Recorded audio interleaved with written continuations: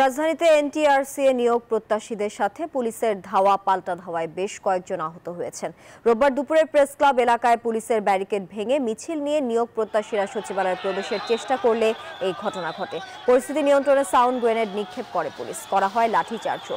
এ সময় আহত হয় 16 জন। গত 8 জুন গণবিজ্ঞপ্তি জারি করে সচিবালয়, যমুনা ও পার্শ্ববর্তী এলাকায় সভা সমাবেশ, গণজমায়েত, মিছিল ও শোভাযাত্রা নিষিদ্ধ করে ডিএমপি।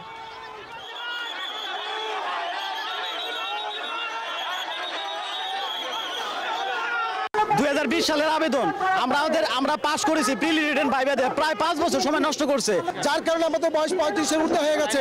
আমাদের একটাবারের জন্য আবেদনের সুযোগ দেওয়া হয় নাই। আমাদের নিয়োগে আবেদন করতে দেয়নি পঞ্চম গণবিজ্ঞপ্তিতে। তাই আমরা এই দাবি আদায়ের জন্য গেছিলাম লং মার্চ করার জন্য। টিয়ার শেলার গ্রেনেড নিক্ষেপ করছে আমাদের উপর, অনেকগুলো ভাইকে লাঠি চার্জ করছে। এই টিয়ার শেলার গ্রেনেড আমার পায়ে এসে পড়েছে ভাই। বান্ডেল থাকলে প্রতি সেনমানিতে টাকা বাঁচবে। বিকাশ সেনমানি বান্ডিল কিনে জিতুন প্রতি লেনদেনে।